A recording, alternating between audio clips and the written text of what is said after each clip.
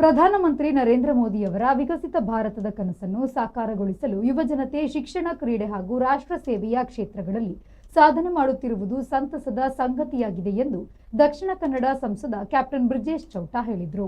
ಅವರು ಮುಲ್ಕಿ ಮೂಡುಬಿದ್ರೆ ಮಂಡಲದ ವಿಶೇಷ ಜನಸಂಪರ್ಕ ಅಭಿಯಾನದ ಅಂಗವಾಗಿ ಅಲಂಗಾರಿನಲ್ಲಿ ನಡೆದ ಕಾರ್ಯಕ್ರಮದಲ್ಲಿ ದ್ವಿತೀಯ ಪಿಯುಸಿ ಪರೀಕ್ಷೆಯಲ್ಲಿ ರಾಜ್ಯಕ್ಕೆ ಪ್ರಥಮ ಸ್ಥಾನ ಪಡೆದಿರುವ ಆಳ್ವಾಸ್ನ ದಿಶಾ ಪೂಜಾರಿ ಹಾಗೂ ಅಗ್ನಿವೀರ್ಗೆ ಆಯ್ಕೆಯಾಗಿರುವ ಪಣಪಿಲ ಗ್ರಾಮದ ವಿರಾಜ್ ಪೂಜಾರಿಯನ್ನು ಸನ್ಮಾನಿಸಿ ಮಾತನಾಡಿದರು.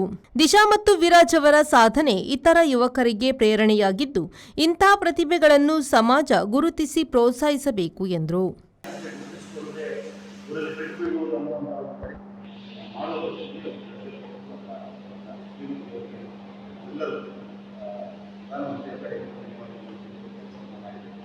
ಅದೇ ರೀತಿ ಇವತ್ತು ದಿಶಾವಳಿ ಪುಣ್ಯ ಬಾರಿ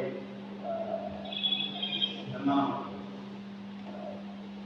ದಿಶಾ ಇಡೀ ದಕ್ಷಿಣ ಕನ್ನಡ ಜಿಲ್ಲೆ ಎಲ್ಲ ಮಕ್ಕಳಿಗೆ ದಿಕ್ಕನ್ನು ತೋರಿಸಿದರು. प्रधानमंत्री जी सही दिशा है, तो रास्ता बहुत लंबा है. अದೇ ರೀತಿ ದಿಶಾ ಇವತ್ತು ಜಿಲ್ಲೆಯ ಎಲ್ಲ ಮಕ್ಕಳಿಗೆ, ಕಷ್ಟದಲ್ಲಿರುವ ಮಕ್ಕಳಿಗೆ, ಯಾರೂ ಇಲ್ಲ ಅನ್ನುವಂಥ ನಮ್ಮ ಕೇರಳ ಅನ್ನುವಂಥ ಮಕ್ಕಳಿಗೂ ಕೂಡ ಒಂದು ಧೈರ್ಯವನ್ನು